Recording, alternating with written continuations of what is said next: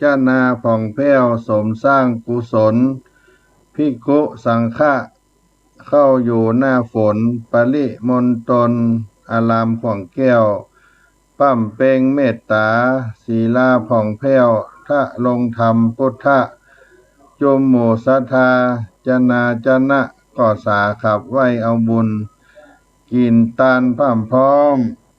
น้อมมากำหนุนชีวิตจำรูนเพิ่งบุญแก้วเจ้าเพิ่งบุญแก้วเจ้ากราบถวายความเคารพพระมหาเถรานุเถระครูบาสังฆเจ้าทั้งหลายจุตนจุองค์เจริญสุขเจริญธรรมพุทธบริษัททั้งหลายที่ได้สดับรับฟังธรรมะตังสถานีวิทยุวัดฝ่ายหินมหาวิทยาลัยเชียงใหม่ในระบบคลื่น FM 104.50 เมกะเฮิรตซ์ในรายการเสียงธรรมวัดสลีโสดาพระอารามหลวงพระธรรมจาริกในเมื่อค่ำยามเย็นในวันนี้วันที่15มิถุนายนพุทธศักราช2564เป็นวันอังคารขึ้น6ค่ำเดือน10ปฐมะเดือน10ต้นก็มาด้วยน้ำฟ้าสายฝนศรัทธาญาติโยมท่านทั้งหลายฝนตก2 วัน2 คืนน้ำทะทางดังไหลหลายที่หลายแห่งทั่วแว่นแคว้นเมืองเหนือก็จุ่มก็เย็นแต่ว่าฟ้าฝนนั้นตกหนักตกหลวงก็จะเป็นภัยธรรมชาติกับหลายที่เหมือนกันถนนหนทางอาจจะพุทธจะขาดท่วมที่ท่วมแดนที่เป็นการคมนาคมสัญจรไปมาก็แก้ไขปัญหากันไปหลายที่หลายแห่งก็เข้ายังว่าสันตฤดูกาลแห่งน้ำฟ้าสายฝนจะเข้าสู่ในช่วงเข้าพรรษาพี่น้องศรัทธาท่านทั้งหลายอาตมาภาพเดินทางไปจากเชียงใหม่แม่ริมแม่แตงเชียงดาวใจปราการเมืองฝางเมืองอายเข้าสู่แม่ฟ้าหลวงไปถึงแม่จันฝนตกตลอดวันตลอดคืนนี่ก็ถือว่าเป็นหาแก้วหาหลวงเหมือนกันห่วงน้ำห่วงต้งห่วงนาตั้งอำเภอแม่จันก็เริ่มไถนากันแล้วประเดี๋ยวเตรียมที่จะลงต้งลงนากันก็เป็นฤดูกาลที่จะเข้าต้งเข้านาพระสังฆเจ้าก็จะใกล้เข้าพรรษาได้ประพฤติปฏิบัติธรรมการตามพุทธบัญญัตินำธรรมคำสอนของพระพุทธเจ้าสืบไปญาติโยมอาตมาภาพได้มาปะกันเมื่อค่ำยามเย็นในวันนี้ก็จะได้นำสุภาษิตล้านนามาฝากในต้นรายการเป็นธรรมเนียมปันฝากให้พี่น้องท่านทั้งหลายเอาไว้สดับรับฟังจะมีประโยชน์จะนำไปใช้อย่างใดก็ได้รับฟังเอาไปวันนี้เสนอคำว่าอ้อยกับจ้างแม่ห้างกับหนานส้มกับแม่มารหวานกับคนเฒ่าอ้อยกับจ้างแม่ห้างกับหนานส้มกับแม่มารหวานกับคนเฒ่าอ้อยนั้นจะกู้กับจ้างแม่ยิงไม้หรือว่าแม่ห้างนั้นจะกู้กับทิศหรือว่าหนานของเปรี้ยวคู่กับผู้หญิงที่มีครรภ์ของหวานจะคู่กับคนแก่ความหมายก็คือสิ่งที่ถูกใจซึ่งกันและกันย่อมเป็นของคู่กันสิ่งที่เปิงอกเปิงใจกันย่อมจะเป็นของคู่กัน อาจารย์สนั่นธรรมธิสำนักส่งเสริมศิลปวัฒนธรรมมหาวิทยาลัยเชียงใหม่เพิ่นได้ประพันธ์เป็นบทข้าวในสุภาษิตนี้ไว้ว่าต้นอ้อยกับจ้างแม่ห้างกับหนานส้มกับแม่มารหวานกับคนเฒ่าของกู้กันมาโลกาเก้าเงาปิดจารณาเอาจ้องใจของกวนใกล้กันจุ่งได้เอาไว้แม้แฝงจิ้มใกล้กวนดีหลอนใกล้หันร้ายฟังคดคายหนีฮื้อสมเปิงมีหายดีเลือกได้ความในข้าวก็คือต้นอ้อยกับจ้างแม่ยิงไม้กับทิศกับหนานของเปรี้ยวกับแม่ยิงมีคันส้มกับแม่มารของหวานกับคนแก่คนเฒ่าเป็นของคู่กันมาแต่เดิมในส่วนของการปฏิบัติควรพิจารณาว่าของคู่กันหากอยู่ใกล้กันจะเป็นผลดีก็ควรให้อยู่ใกล้กันแต่เข้าใกล้กันแล้วเกิดผลในทางตรงกันข้ามก็ควรแยกให้ไกลกันเมื่อเป็นเช่นนี้ควรเลือกปฏิบัติให้เหมาะสมอ้อยกับจ้างแม่ห้างกับหนานส้มกับแม่มารหวานกับคนเฒ่าเอาสุภาษิตล้านนาไทยมาปันมาฝากเมื่อค่ำยามเย็นในวันนี้กับมหามูลสถานทั้งหลายเน้อ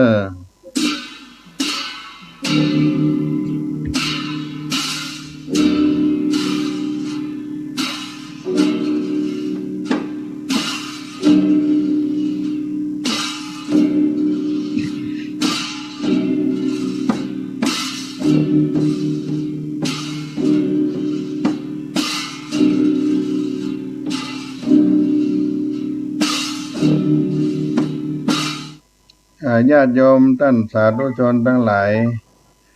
ธรรมะต้นรายการในวันนี้บ่มีอันอย่างที่เฮาสะสมแล้วบ่เป็นภาระยกเว้นความดีคนดีต้องเชื่อมั่นในความดีทำดีต้องได้ดีบ่มีวันเปลี่ยนแปลงในภาวะบ้านเมืองของเฮาที่เต็มไปด้วยปัญหานานามากมายหลายอย่างหลายอันตึงปัญหาส่วนตัวปัญหาสังคมในทุกวันนี้บอกว่าจะเป็นเรื่องใดก็ตามจะมีการแข่งขันกันในทุกเรื่องทุกราเป็นเรื่องการศึกษาเรื่องการงานหน้าที่แต่ว่าน้อยนักที่จะมีการแข่งขันในการทำคุณงามความดีกับคนเฮาท่านทั้งหลายความดีหมายถึงการกระทำที่เป็นประโยชน์ต่อตนเองและส่วนรวมความดีเป็นสิ่งที่ทุกคนปรารถนาต่างอยากจะได้ความดีกันทุกคนเพราะความดีย่อมก่อให้เกิดผลดีต่อคนที่ทำความดีความดีเป็นสิ่งที่บ่ใช่จะทำกันได้กันง่ายๆแต่ก็ใช่ว่าจะทำได้ยากทั้งนี้ก็ขึ้นอยู่กับผู้ทำว่ามีความใส่ใจสนใจในการทำความดีมากน้อยเพียงใดจะทำความดีมากน้อยขนาดไหนสมเด็จพระสัมมาสัมพุทธเจ้าได้ตรัสไว้ว่าความดีอันคนดีทำได้ง่ายความดีอันคนชั่วทำได้ยากดังนั้นความดีจึงเป็นสิ่งที่ทำได้ง่ายสำหรับคนดีแต่เป็นเรื่องยากที่จะทำสำหรับคนชั่วแต่ในทางกลับกันความชั่วเป็นสิ่งที่คนชั่วกระทำชั่วได้ง่ายได้แต่คนดีนั้นจะทำชั่วได้ยากยิ่งแต่ดังสุภาษิตที่ว่าความชั่วอันคนชั่วทำได้ง่ายความชั่วอันคนดีทำได้ยากความดีนั้นญาติโยมทั้งหลายถ้าแบ่งออกตามลักษณะการทำมีอยู่3ทางด้วยกัน1ทำดีตั้งใจ 2ทำดีทางวาจา3ทำดีทางกาย1ทำดีตั้งใจหมายถึงการที่เรามีความคิดที่ดีมีเมตตาปรารถนาดีต่อคนอื่นบ่คิดความพยาบาทบ่คิดในโลภอยากได้ของคนอื่นเอาใจเป็นที่ตั้งคิดเกิดแต่สิ่งดีๆมองโลกในแง่ที่ดีเสมอและถ้าใจดีถ้าคิดดีใจดีกึดดีแล้วก็จะทำให้มีวาจาดีทำดีทางกายไปตัว2ทำดีทางวาจาหมายถึงอู้ดีมีกรรมอู้ที่ดีนั่นเองทำดีทางวาจาก็คือการพูดดีพูดจริงพูดสุภาพพูดสร้างสามัคคีพูดมีประโยชน์บ่พูดเท็จบ่พูดส่อเสียดบ่บ่พูดคำหยาบบ่พูดเพ้อเจ้อพูดในสิ่งที่ดีนั่นเองเป็นการทำดีในทางวาจาอันที่3ทำดีทางกายก็หมายถึงการช่วยเหลือคนอื่นด้วยแห่งกายของเฮาการมาเอากำลังกายไปทำร้ายไปเบียดเบียนไผการทำงานที่สุจริตเป็นต้นความดีทั้ง3ลักษณะนี้เป็นสิ่งที่ทุกคนควรทำให้นักให้มากและก็มันเปลี่ยนทำไปเรื่อยๆไปใจๆไปบ่อยๆเฮาทำความดีขณะใดเมื่อใดด้วยกายวาจาใจชื่อว่าได้ทำดีในขณะนั้นเมื่อนั้นดังนั้นการทำความดีก็คือการสร้างสิ่งที่เป็นประโยชน์ให้แก่ตนเองและคนอื่นทางกายทางวาจาทางใจถ้าอยากได้ดีก็ต้องทำความดีบ่ต้องรอหรือว่าเกรงใจเพราะความดีย่อมก่อให้เกิดผลดีต่อคนที่ทำความดีมีอานิสงส์ก็คือมีความสุขความชั่วย่อมก่อเกิดผลชั่วต่อคนที่ทำชั่วก็คือได้รับทุกข์กายทุกข์ใจดังนี้เป็นต้นในโลกนี้บ่มีอย่างที่เฮาสะสมแล้วบ่เป็นภาระยกเว้นความดีคนดีต้องเชื่อมั่นในความดี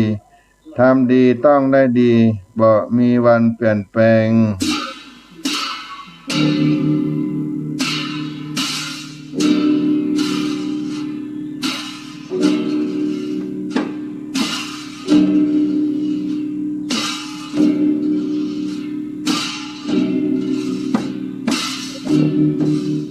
ญาติโยมท่าน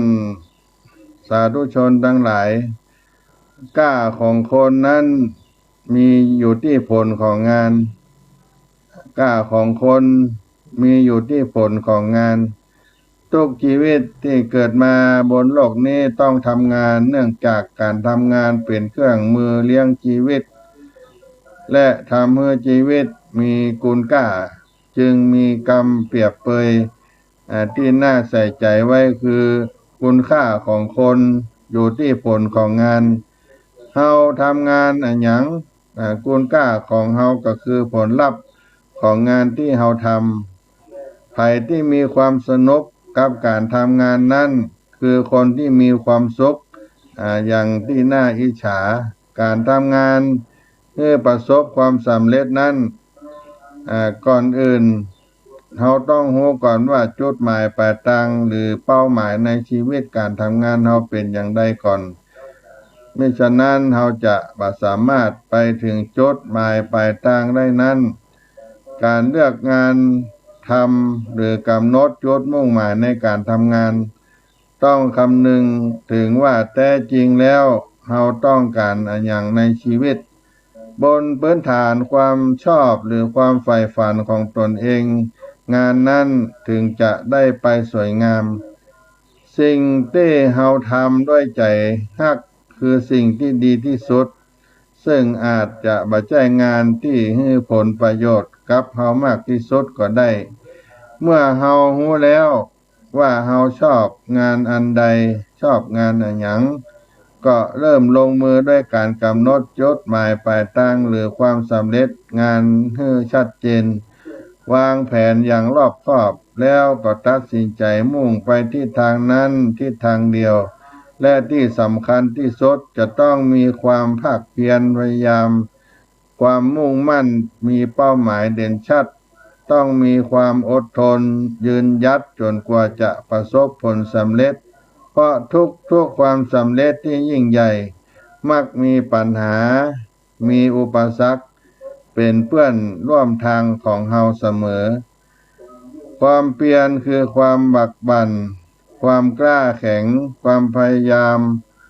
จนกว่าจะประสบผลสำเร็จความเพียรคือความบักบั่นความกล้าแข็งความพยายามจนกว่าจะประสบผลสำเร็จบ่มีสิ่งใดในโลกนี้ที่จะมาทดแทนความเพียรพยายามของคนเฮาพรสวรรค์ก็บ่ใช่เพราะคนที่มีพรสวรรค์แต่บ่ประสบผลสำเร็จก็มีอยู่นักอยู่หลายความเฉลียวฉลาดก็บ่ใช่เพราะคนฉลาด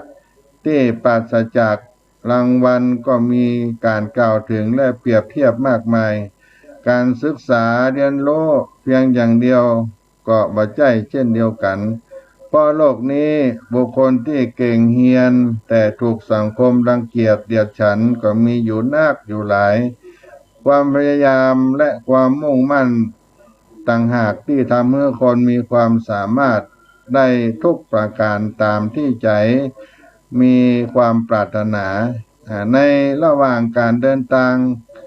ดินโคลนเปอะตมอาจจะแปดเปื้อนถนนที่ยังสร้างบ่เสร็จอาจจะทำให้เดินลำบากแม่น้ำที่ขวางกั้นอาจทำให้เราจะต้องนั่งลงร้องร่ำให้ได้แต่บอกว่าอันอย่างจะเกิดขึ้นขอเพียงมีจิตใจที่แข็งแกร่งก็จะผ่านไปได้เพราะปัญหาคือสิ่งที่ท้าทายเพื่อก้าวไปสู่ความสำเร็จที่มากขึ้นยิ่งเฮาประสบปัญหาแล้วเฮาสามารถแก้ปัญหาได้มากเพียงใดก็จะทำให้เฮาประสบความสำเร็จมากขึ้นตามลำดับการมองปัญหาและอุปสรรคเป็นเสมือนเพื่อนร่วมทางจะทำให้เฮาทำงานได้อย่างสนุกสนานเคยได้ยินเสียงบ่นว่าเจ้านายให้งานหนักงานหลายงานที่ให้ทำนั้นมากเหนื่อยกับการกับงานยุ่งงานหนักเพราะเจ้านายเรียกใช้ทั้งวันจากผู้ที่เป็นลูกจ้างซึ่งความจริงแล้วก็ทำงานมากกว่าคนอื่นหรือเจ้านายที่เรียกใช้บ่อยแสดงว่าเจ้านายเขามองหันคุณค่าในตัวของเฮาว่าเฮานั้นเป็นคนที่มีความสามารถทำงานได้อย่างมีประสิทธิภาพหรือเรียกว่าทำงานได้ตรงตามเป้าซึ่งสิ่งนี้ก็ส่งผลให้เรามีความก้าวหน้าในหน้าที่การงานมากขึ้นตามลำดับเจ้านายเขาหันเรามีความสามารถเขาก็จึงเรียกจึงใจเราเป็นสม่ำเสมอคนที่เจ้านายบ่เคยเรียกใจน่าจะต้องสำรวจตัวเองว่าตนเองมีความบกพร่องประการใดหรือด้อยความสามารถตัดไหนตรงไหนบ่ใช่เหี่ยวไปอู้ไปเล่าอิจฉาตาร้อนคนที่ทำงานมากกว่าและเจริญก้าวหน้ารวดเร็วกว่าตนแล้วบ่ทำอะไรอย่างให้ดีขึ้นกว่าเดิมก็เป็นข้อคิดหนึ่งที่หมายว่าแม้ได้รับมอบหมายงานทำงานหนักกว่าคนอื่นก็ยังดีกว่าที่บ่มีงานทำเคยได้อ่านคำสอนของสมเด็จพระพุทธาจารย์โตพระมะรังสีที่ได้กล่าวไว้ว่าบุญเจ้าบ่เคยสร้างใครที่ไหนจะมาช่วยเจ้าบุญเจ้าไม่เคยสร้างใครที่ไหนจะมาช่วยเจ้าก็เหมือนกับชีวิตการทำงานของคนเฮานี่แหละหากงานบ่เคยทำแล้วจะเอาคะแนนดีๆหรืองานที่ได้รับมอบหมายแล้วหมอก้อยมุ่งมั่นทุ่มเทแต่หวังอยากจะได้เงินอยากจะประสบความมันดูคัดกันอยู่ ก็อย่างที่ได้อาการจนติดปากว่าทำดี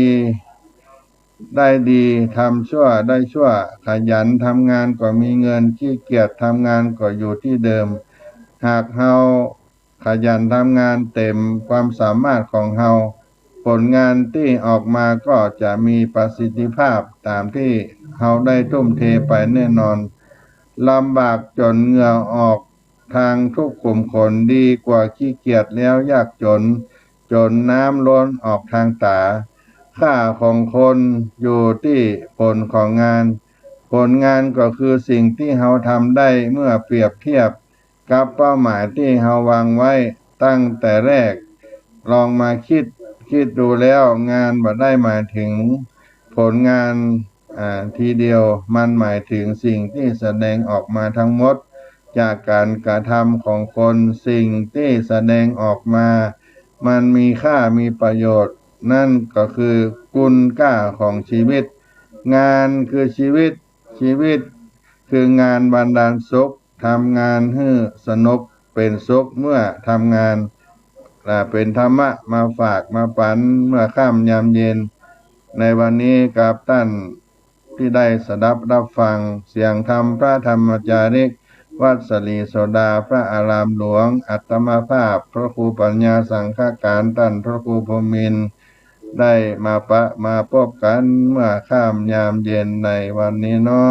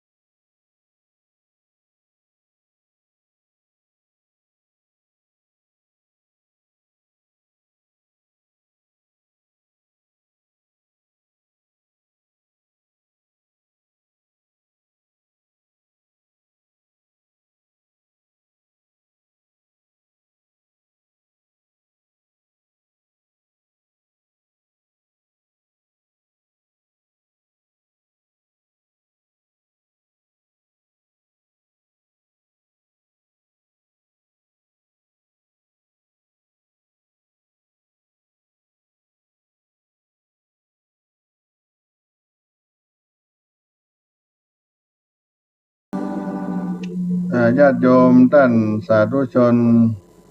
ท่านผู้ฟังทั้งหลายอาตมาภาพได้เดินทางไปเยี่ยมเยียนพระธรรมจาริกในช่วง2 วันที่ผ่านมาในเขตอำเภอแม่ริมแม่แตงจังดาวใจปราการเมืองฝางแม่อายพจน์ไปถึงอำเภอแม่จันทร์ช่วงบ่ายได้ผู้ได้จ๋าในการศาสนกิจพระธรรมจาริกที่วัดธรรมจาริกอำเภอแม่จันทร์จังหวัดเชียงรายในการสร้างพระธาตุเจติยะสมโภชโครงการพระธรรมจาริก50 ปีให้ท่านผู้ฟังได้รับฟังมีการถวายทองคำถวายคำเพื่อไปโลบไปปิดยอดมหาเจติยะที่ได้สร้างในวัดพระธรรมจาริกบ้านธรรมจาริกมีพี่น้องเมียนพี่น้องอาขาคนเมืองพี่น้องจินห่อพ่องอยู่ผสมผสานกันไปก็ได้ได้จ๋าเล่าสาระการเดินทางจารัฐภิกขเวให้พี่น้องได้สดับรับฟังไปหลังจากที่ได้กลับมาจากอำเภอแม่จันทร์ก็มาแวะที่อำเภอชัยปราการอำเภอฝางอำเภอเชียงดาววันนี้จะมาเล่าเรื่องราวของวัดพระธรรมจาริกแม่จรอำเภอเชียงดาวให้ท่านผู้ฟังได้สดับรับฟังงานของพระธรรมจาริกในบ้านแม่จรอำเภอเชียงดาวจังหวัดเชียงใหม่ทุกท่านอาจจะเคยเห็นพี่น้องปะล่องหรือพี่น้องดาราอั่งดาราอั่งหรือว่าปะล่องในอำเภอเชียงดาวจะมีนักหลายหมู่บ้าน2-3 หมู่บ้านบ้านแม่จรเป็นชุมชนดาราอั่งหรือว่าปะล่องบ้านแม่จรเป็นชุมชนแรกที่เป็นแหล่งกำเนิดหมู่บ้านชาวดาราอั่งในเขตอำเภอเชียงดาวหรือว่าชาวปะล่องในปีพุทธศักราช2524โดยมีพ่อเลี้ยงคนจีนมาติดต่อให้กลุ่มดาราอั่งปะล่องของนายน้อยละวันนายน้อยละวันซึ่งเดิมรับจ้างปลูกป่าพื้นที่หมู่บ้านขอบดงนอแลตำบลม่อนปิ่นอำเภอฝางจังหวัดเชียงใหม่จำนวน4 ครอบครัวประมาณทั้งหมด20 คนหรือ20 คนต่อมาตำรวจเชียงดาวเข้ามาจับกลุ่มชาวดาราอั่งปะล่องจำนวน15 คนพร้อมทั้งผลักดันกลับคืนสู่ฝั่งลาดฉานที่ชายแดนบ้านอรุโนไทยยังเหลือครอบครัวของนายมั่นแสงบ่ได้ถูกตำรวจจับและยังอาศัยอยู่บ้านแม่จรในต่อมานายมั่นแสงจึงได้จักยวนกลุ่มนายช่วยนางมาศซึ่งเป็นอ้ายเป็นพี่ชายและน้องสาวของตัวเก่าในขณะนั้นทำงานรับจ้างอยู่การปลูกป่าอยู่ที่บ้านคายอำเภอแม่อายเข้ามาทำงานเป็นลูกจ้างเก็บใบเมี่ยงให้พ่อเลี้ยงชาวจีนในพื้นที่บ้านแม่จรในภายหลังชาวดาราอั่งปะล่องที่อพยพหนีภัยสงครามจากลาดฉานก็มารวมตัวกันที่บริเวณบ้านหนอแลในปัจจุบันทราบข่าวบางส่วนก็ทยอยกันเข้ามารับจ้างโดยได้การจักจวนตามสายญาติที่เข้ามาทำงานก่อนหลายคนเข้ามาแล้วย้ายออกไปรับจ้างที่อื่นตามก เจิญกำจักกำจรของญาติพี่น้องตามสายญาติระยะนี้จำนวนชาวปะลองดาละอ่างที่บ้านแม่จรในเริ่มขยายจำนวนมากขึ้นมีเกือบ100ครอบครัวและออกไปรับจ้างกับคนเมืองคนเปิ้นลาบที่มีสวนรอบบริเวณนั้นและก็ได้เริ่มขยายเปิ้นที่รับจ้างออกไปไกลขึ้นเรื่อยๆในช่วงเวลาไล่เรียกกันนั้นเจ้าดาราอ่างเจ้าปะลองที่อยู่เปิ้นที่แม่จรในที่อยู่หิมแม่น้ำประมาณ10ครอบครัวก็ได้รวบรวมเงินประมาณ6,000 บาทซื้อสวนลิ้นจี่สวนมะม่วงจากคนเมืองคนพื้นราบที่บ้านแม่เตาะตั้งอยู่บ้านเรือนบริเวณปางฮอบ้านแม่จร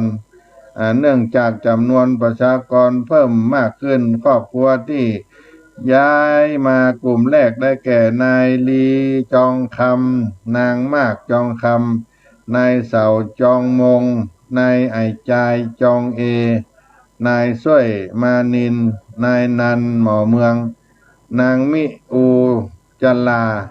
นายนันสุทะและนางเป็นคนพื้นราบนายตาเป็นคนเมืองภายหลังก็กลายมาเป็น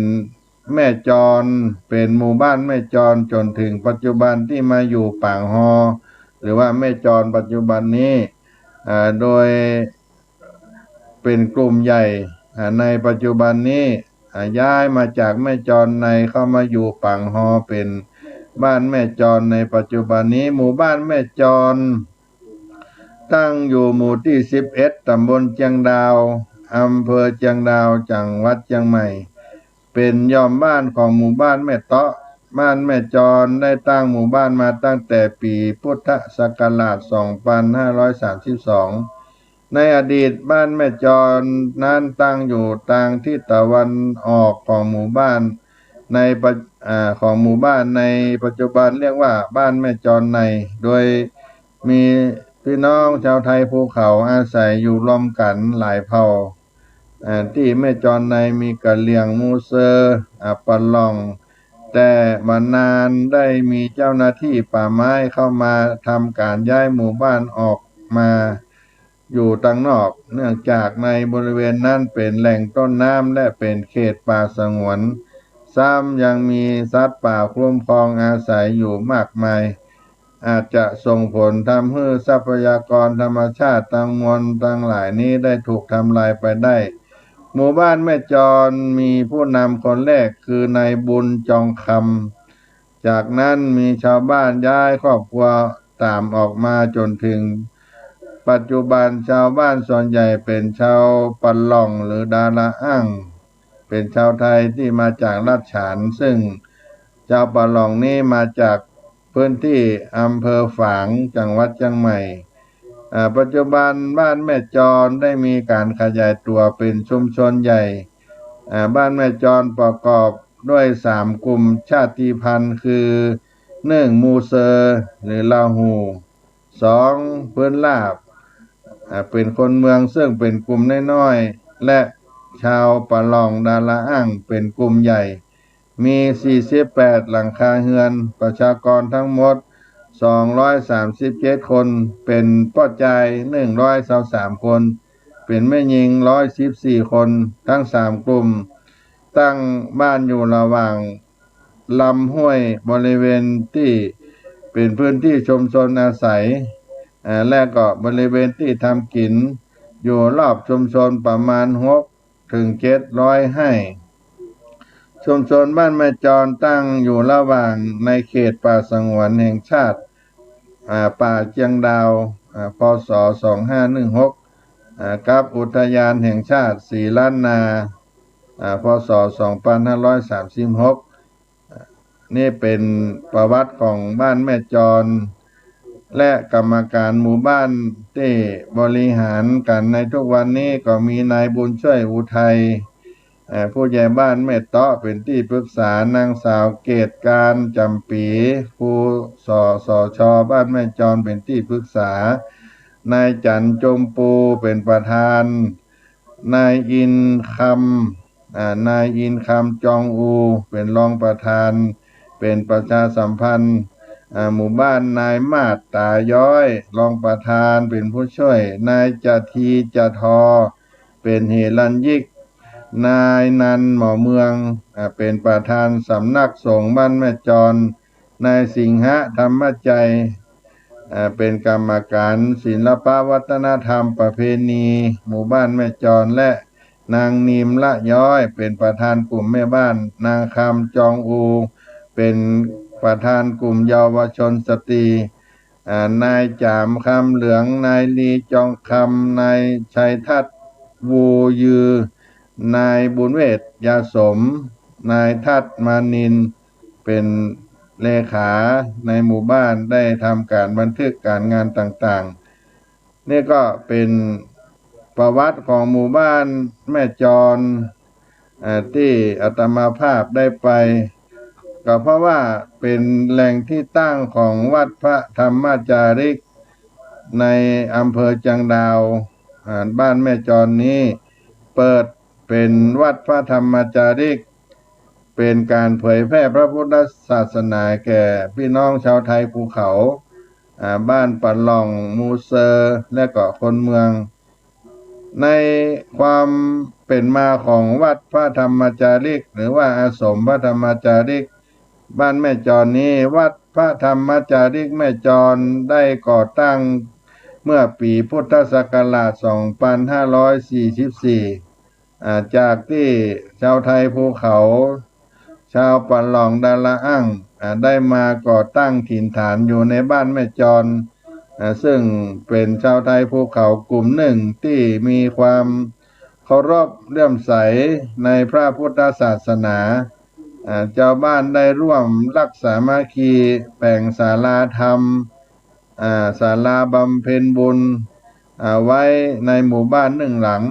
และก็ถาวรวัตถุที่จำเป็นเพื่อใช้เป็นสถานที่ประกอบพิธีกรรมในทางพระพุทธศาสนามีการอบรมธรรมะการแสดงธรรมกิจกรรมในทางพระพุทธศาสนาหลายสิ่งหลายอย่างในวัดพระธรรมจาริกแม่จรอำเภอจังดาวจังหวัดเชียงใหม่และก็ได้ใช้ไม้ไผ่ปลูกสร้างอาคารมุงด้วยหญ้าคามีพื้นที่2 งานเสร็จหลังจากที่ได้สร้างเสร็จคณะศรัทธาก็จึงได้นิมนต์พระภิกษุสามเณรมาประจำอยู่เมื่อประมาณปีพุทธศักราช 2556 ชาวบ้านชาวปันหล่องดาละอั่งบ้านแม่จรก็ได้ประชุมปรึกษาหารือการเรื่องที่จะขอพื้นที่อุทยานแห่งชาติศรีล้านนาจากเจ้าหน้าที่เพื่อที่จะย้ายและปลูกสร้างศาลาบำเพ็ญบุญหลังใหม่ในบนม่อนดอยบ่ไกลจากหมู่บ้านเนื่องจากอยู่ต่ำกว่าหมู่บ้านและก็มีพื้นที่น้อยนิดบ่นักบ่หลายทางเจ้าหน้าที่ก็อนุญาตให้ใช้พื้นที่ดำเนินการสร้างวัดได้และก็ต้องช่วยกันดูแลป่าบ่ให้อุดมสมบูรณ์บ่ให้เสียหายชาวบ้านก็ได้ดำเนินสร้างวัดขึ้นมาใหม่และได้อาราธนาพระธรรมจาริกจากโครงการพระธรรมจาริกสำนักงานพระธรรมจาริกส่วนภูมิภาควัดสลีโสดาพระอารามหลวงไปประจำตั้งแต่ปีพุทธศักราช 2556 เป็นต้นมาจนถึงปัจจุบันก็เป็นวัดพระธรรมจาริกแม่จรมีศรัทธาชาวไทยภูเขาที่เป็นหลักก็พี่น้องดาละอั่งปันหล่องมูเซอร์และก็คนเมืองที่ประจำอยู่ปัจจุบันนี้ที่ได้ทำการเผยแพร่งานพระพุทธศาสนาในโครงการพระธรรมจาริกในพระภิกษุที่เคยเผยแพร่งานพระพุทธศาสนาที่ล่วงแล้วผ่านมาก็มีพระโมลี ปี2544ถึง45พระวาระ2545ถึง46แล้วก็พระลีจองใสพระโมลีพระที่มาจากห้วยหมักเหลี่ยมพระสามสุรธรรมโมนายมาศได้มาอยู่ในอดีตที่เป็นวัดเก่าที่ชาวบ้านสร้างขึ้นและปัจจุบันที่วัดพระธรรมจาริกแม่จรได้สร้างใหม่บนม่อนดอยในเขตป่าที่ได้ช่วยกันดูแลเป็นม่อนดอยที่งดงามมีพระธาตุมีศาลาบำเพ็ญบุญเวชจักกุฏีกุฏิที่พักห้องครัวหอฉันก็สมบูรณ์แบบมีพื้นที่ทั้งหมด24 ไร่ในวัดพระธรรมจาริกแม่จรปัจจุบันมีพื้นที่24 ไร่ก็มีพระจรัญจารณธรรมโมนามสกุลเปาป่าเป็นพระธรรมจาริกอยู่ประจำเมื่อปีพุทธศักราช2559จนถึงปัจจุบันนี้ก็มีความรุ่งเรืองในการเผยแผ่พระพุทธศาสนาและก็ฟื้นฟูวัฒนธรรมของชาวปันหลองดันละอ้างบ้านแม่จรเป็นที่ประจักษ์แก่ตาคนทั้งหลายมีการมีงานต่างคณะเจ้าคณะอำเภอจังดาวคณะสงฆ์จังดาวทางราชการบ้านเมืองมีงานก็จะนำเอาวัฒนธรรมของพี่น้องปะหลองดาละอ้างบ้านแม่จรที่พระธรรมจาริกดูแลอยู่นี่ไปแสดงให้กับคนทั้งหลายได้รู้ได้หันในวัฒนธรรมที่หลากหลายของการเผยแผ่งานพระพุทธศาสนาของโครงการพระธรรมจาริกในปัจจุบันนี้ในเขตอาสมและหมู่บ้านวัดพระธรรมจาริกแม่จรนี้จะติดเขตในทิศเหนือติดกับบ้านปังแดงในทิศใต้ติดกับบ้านห้วยปงและด้านตะวันออกติดกับป่าสงวนทิศตะวันตกติดป่าชุมชนต้าขี้เล็กในหมู่บ้านแม่จรวัดพระธรรมจาริกแม่จรและอยู่ในสังกัดศูนย์อบรมศีลธรรมและส่งเสริมพระพุทธศาสนาบนพื้นที่สูงบ้านนามนแห่งที่2จังหวัดเชียงใหม่เป็นวัดพระธรรมจาริกแม่จรตำบลจังดาวอำเภอจังดาวจังหวัดเชียงใหม่ชาติพันธุ์เป็นปะหล่องมูเซอร์พื้นลาบจำนวนประชากร237 คนนับถือพระพุทธศาสนา225 คนนับถือศาสนาคริสต์12 คนนี่เป็นเรื่องราวของบ้านแม่จรวัดพระธรรมจาริกแม่จรที่สำนักงานพระธรรมจาริกส่วนภูมิภาคโครงการพระธรรมจาริกได้ดูแลผอคอยในการเผยแผ่งานพระพุทธศาสนาเอามาเล่ามาปั่นมาฝากพี่น้องท่านผู้ฟังที่อาตมาภาพได้เข้าไปเยี่ยมเยียนในพื้นที่วัดพระธรรมจาริกแม่จรอำเภอเชียงดาวจังหวัดเชียงใหม่ในวัน2 วันที่ผ่านมาก็เพื่อว่าช่วงนี้มีการบวชชาวเขาในวัดศรีโสดาพระอารามหลวงจะมีการบรรพชาอุปสมบทในวันที่11 กรกฎาคมพุทธศักราช2564ซึ่งเป็นการบวชประจำปีในโครงการพระธรรมจาริกเพื่อให้เยาวชนได้รับการศึกษาส่วนหนึ่งเป็นการเผยแพร่งานพระพุทธศาสนาในบนพื้นที่สูงพี่น้องหมู่บ้านเจ้าเขาต่างๆก็จะได้มาอู้มาจามาฝากมาปั่นพี่น้องท่านผู้ฟังในครั้งต่อไปวันนี้รายการเสียงธรรมพระธรรมจาริกก็หมดเวลาลงไปขอความสุขสดีมีโชคมีใจจงมีแก่พี่น้องเฮาเจ้าข้าท่านทั้งหลายที่ได้สดับรับฟังในวันนี้ค่อยปะพบกันใหม่ครับเสียงธรรมพระธรรมจาริกวัดศรีโสดาพระอารามหลวงอาตมาภาพพระครูปัญญาสังฆการหรือท่านพระครูพรหมินทร์ก็ขอล่ำลารายการท่านผู้ฟังไปเพียงเท่าอี้ก่อน วสันวสันตาวัสสาเข้าแล้วจานาผ่องแก้วสมสร้างกุศลที่ทุกสังฆะเข้ามาอยู่หน้าอาวสันตาวัสสาเข้าแล้วจานาผ่องแผ้วสร้างสมกุศลที่ผู้สังฆะเข้าอยู่หน้าฝนปริมณฑลอารามผ่องแก้วป้อมเป้งเมตตาศีลาผ่องแก้วถลงธรรมพุทธะ